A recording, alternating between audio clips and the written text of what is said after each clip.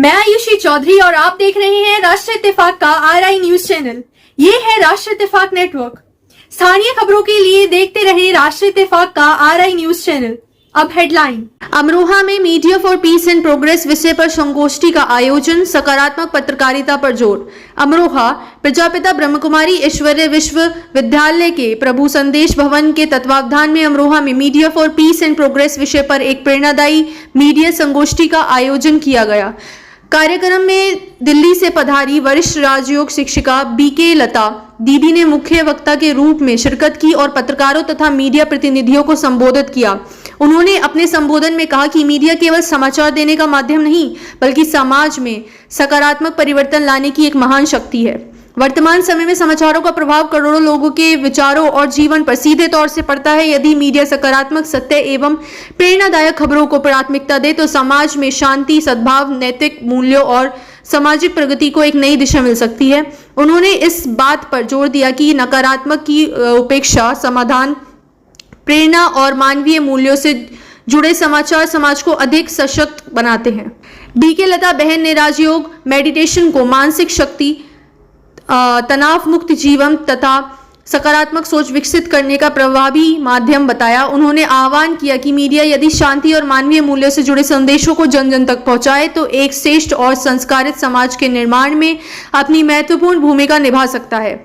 कार्यक्रम के दौरान उपस्थित मीडिया प्रतिनिधियों ने भी सामाजिक में सकारात्मक पत्रकारिता की आवश्यकता पर अपने विचार साझा किए और ब्रह्मकुमारी संस्था द्वारा किए जा रहे आध्यात्मिक एवं सामाजिक सेवा कार्यों की भूरी सराहना की। कार्यक्रम के अंत में सभी अतिथियों का आभार व्यक्त किया गया तथा विश्व शांति के लिए सामूहिक राजयोग मेडिटेशन कराया गया। और बच्चे भी फिर वो एक्साइटमेंट डालते हैं और भूल जाते हैं कि हमें जर्नी भी एंजॉय करनी है। हम समझते वहां जाकर हम एंजॉयमेंट लेंगे, लेकिन जिस दिन से वो भाव बुद्धि में आता है, भावना तो उसी दिन से उत्पन्न हो जाती है। तो जीवन की तो एक यात्रा है और इस यात्रा में जितना हो सके हमें जीते जी इस शांति को, खुशी को अपनी लाइफ में लाना है। ऐसा नहीं खबर अच्छी मिलेगी, लाइक्स मिलेंगे, अच्छा होगा तो जाकर मैं खुश होऊंगा। कार्य जरूर मुझे करना है, लेकिन अगर अभी करते समय वो खुशी मेरी बनी रहेगी तो कार्य भी मैं जो खींचूंगी, अट्रैक्ट करूंगी, वो भी खुशी की करूंगी। इसलिए उसको अपना केवल लक्ष्य ना बनाए, उसको अपनी जर्नी बनाए। इसलिए कहते हैं सबसे बड़ी बात है कर्म में किस प्रकार के कर्म की मंशा मेरे जीवन में होनी चाहिए। बड़ा अच्छा है, एक बच्चे से पूछा, बेटा आप कौन हो? तो उस अपने परिचय में उस व्यक्ति ने बोला कि मैं तो एक स्टूडेंट हूँ, छोटा सा, क्या ही बताऊं, अभी तो मैं कुछ बना भी नहीं। हमने कहा स्टूडेंट तो आप पढ़ाई कर रहे हो इसलिए हो, वैसे आप कौन हो? तो बोलता है मैं खन्ना जी का बेटा हूँ। तो हमने कहा खन्ना जी तो आपके पिताजी हैं, उनसे आपका परिचय है, वैसे आपका परिचय क्या है? तो बोलता है वो जो लाल वाली बिल्डिंग है ना, उसी बिल्डिंग के पड़ोस में मैं रहता हूँ, मैं उनका पड़ोसी हूँ। हमने पूछा, हमने ये नहीं पूछा आप किसके पड़ोसी, हमने पूछा आप कौन है।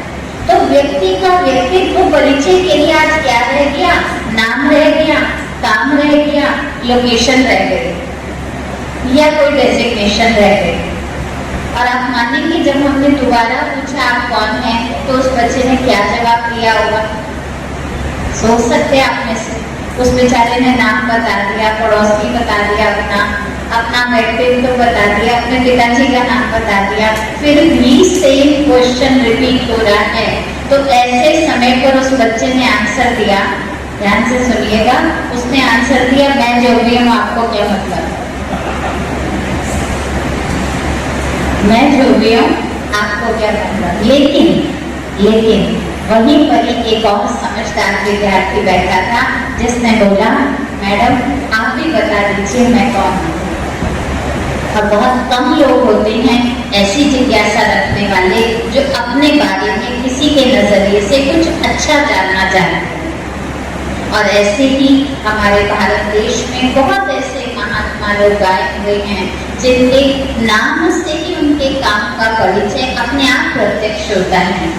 के माध्यम से कि हम अध्यात्म को कैसे अपने जीवन में ला सकते हैं। केवल समाचार सुन लेने से, देख लेने से ही काफ़ी नहीं होता, लेकिन हम कैसे एक जन जन जागृत होकर अपनी शक्ति के द्वारा समाज के सुधार में, उत्थान में अपना योगदान दे सकते हैं। तो हमारा लक्ष्य यही है इस कार्यक्रम का कि अगर हम अपने कार्य को बहुत सुंदर सुचारू रूप से करें और हर कार्य को करने से पहले थोड़े समय के लिए अपने चिंतन को, अपनी वृत्ति को अगर हम श्रेष्ठ बनाते हैं तो हमारे कार्य का रिजल्ट बहुत अच्छा निकलता है। मीडिया संवाद प्रेरणा सत्र आपने रखा है, क्या खासकर मीडिया के लिए या फिर पूरे समाज के लिए? ये तो सारे समाज के लिए है, लेकिन समाज से जोड़ने के लिए जो एक माध्यम है वो तो मीडिया ही है, क्योंकि हमें पूरे समाज में क्या चल रहा है उसका समाचार पहुंचाने का कार्य मीडिया करती है। अगर मीडिया एक्टिव हो जाएगी, पॉजिटिव हो जाएगी, जागृत हो जाएगी तो एक एक व्यक्ति तक वो जागरूकता मिलेगी। इसलिए ये कार्यक्रम खास मीडिया वालों के लिए। अच्छा, इस प्रकार का प्रोग्राम रखने की आवश्यकता क्यों पड़ी? इस प्रकार का कार्यक्रम हम हर वर्ग के लिए करते हैं, लेकिन लक्ष्य हमारा यही होता है कि किसी न किसी माध्यम से जब किसी पर्टिकुलर वर्ग से जुड़ते हैं तो उसी समय के, उसी वृत्ति वाले मनुष्य सभी इकट्ठे होते हैं, एक दूसरे के विचारों का लेन देन हो पाता है और सही रीति से उस पॉइंट तक पहुंच पाते हैं जो एक्चुअली किसी को चाहिए। Thank you.